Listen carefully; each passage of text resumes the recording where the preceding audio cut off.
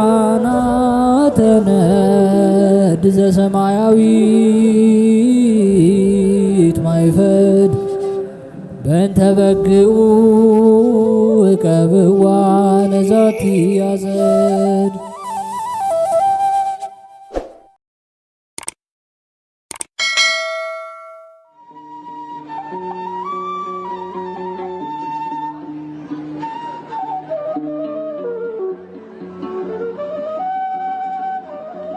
በስመ አብ ወወልድ ወመንፈስ ቅዱስ አሃዱ አምላክ አሜን።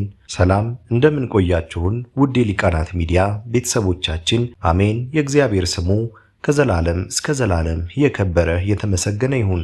በዛሬ ቪዲዮ ይዘንላችሁ የቀረብነው የካቲት 4 የሚነበብ ስንክሳር ሲሆን ለዚህ ቁም ነገር አዘል ቻናል አዲስ የሆናችሁ ቻናሉን ሰብስክራይብ በማድረግ እንዲሁም አዳዲስ ቪዲዮ ቶሎ ወደ እናንተ እንዲደርሳችሁ የደወል ምልክቷን በማብራትና ቪዲዮዎችንም ላይክ በማድረግ ቤተሰብ እንድትሆኑ በእግዚአብሔር ስም እንጠይቃለን። ወደ ቪዲዮ እንሂድ። መልካም ጊዜ። የካቲት 4 የሚነበብ ስንክሳር። ዕረፍቱ ለአጋቦስ ሐዋርያ።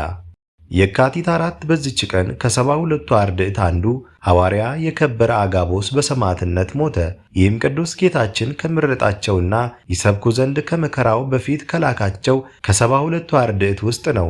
በጽርሐ ጽዮንም አጽናኝ መንፈስ ቅዱስ በወረደ ጊዜ ከሐዋርያት ጋር ስጦታውን ተቀብሏል። እግዚአብሔርም የትንቢትን ሀብት ሰጠው። ስለ እርሱ በሐዋርያት ሥራ መጽሐፍ እንደተናገረ የቅዱስ ጳውሎስን መታጠቂያ አንስቶ ራሱ እግሮቹን አሰረባትና የዚያችን መታጠቂያ ባለቤት በኢየሩሳሌም አይሁድ እንዲህ ያሰሩታል አለ መንፈስ ቅዱስ ብሎ ትንቢት ተናገረ። ትንቢቱም ተፈጸመች። ከዚህም በኋላ ሕይወት በሆነ በወንጌል ትምህርት ሊያስተምር ከሐዋርያት ጋር ወጣ። እያስተማረና ቀና የሆነ የእግዚአብሔርን መንገድ እየመራ ብዙ አገሮችን ዞረ።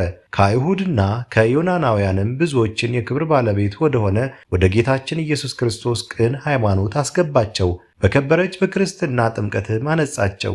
ቅናትን የተመሉ አይሁድም ብቻውን በኢየሩሳሌም በድንገት ያዙትና ታላቅ ግርፋትን ገረፉት። ከዚህም በኋላ በአንገቱ ገመድ አስገብተው እስከ ከተማ ውጭ ጎትተው በዚያ ነፍሱን እስካለፈ ድረስ በድንጋይ ወገሩት። በዚያም ጊዜ ከሰማይ ብርሃን ወርዶ በሥጋው ላይ እንደ ምሰሶ ተተከለ። ወደ ሰማይም ደርሶ አሕዛብ ሁሉ ወደ እርሱ ሲመለከቱ ነበር። እግዚአብሔርም የአንዲቱን አይሁዳዊት ሴት ልቦናን ገለጠላት። እርሷም በውስጧ ሽንገላና ቅናት፣ ጠብ የሌለባት ናት። የኦሪትን ሕግ የምትጠብቅ ነበረች። እርሷም ይህን ብርሃን አይታ ይህ ሰው እውነተኛ ነው አለች። ያን ጊዜም በላዩዋ ብርሃን ወረደ። እንዲህ ብላ ጮኸች፣ እኔ በቅዱስ አጋቦስ ፈጣሪ የእግዚአብሔር ልጅ በሆነ በጌታ ኢየሱስ የማምን ክርስቲያን ነኝ። እግዚአብሔርንም ከፍ ከፍ እያደረገች ስታመሰግነው በድንጋይ ወገሯት። ነፍሷንም በእግዚአብሔር እጅ ሰጠች። ለእግዚአብሔርም ምስጋና ይሁን፣ እኛንም በሐዋርያው ጸሎት ይማረን፣ በረከቱም ከእኛ ጋር ትኖር ለዘላለሙ አሜን። ዕረፍቱ ለአባ ዘካርያስ።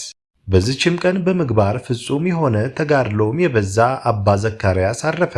እርሱንም ነፍሱ ከሥጋው በምትለይ ጊዜ አባ ሙሴ ወንድሜ ሆይ ምን ታያለህ አለው። እርሱ ለእኔስ ዝምታ ይሻለኛል አለ። ነፍሱም ስትወጣ አባ ኤስድሮስ ሰማይ ተከፍቶ አየ። ልጄ ዘካርያስ ሆይ የመንግሥተ ሰማያት በር ተከፍቶልሃልና ደስ ይበልህ አለው። በእንዲህም ያለ ሁኔታ አረፈ። በረከቱም ከእኛ ጋር ትኑር፣ ለእግዚአብሔር ምስጋና ይሁን አሜን። አስጀምሮ ላስፈጸመን ለልዑል እግዚአብሔር ክብር ምስጋና ይሁን መቼ መች ለዘላለሙ አሜን። ውድ የሊቃናት ሚዲያ ቤተሰቦቻችን የካቲት 4 የሚነበብ ስንክሳር ወደ እናንተ አቀረብን። ይህን ይመስል ነበር። በቀጣይ በአዲስ ክፍል እስከምንገናኝ ድረስ እግዚአብሔር ቸር ያቆየን። መልካም ጊዜ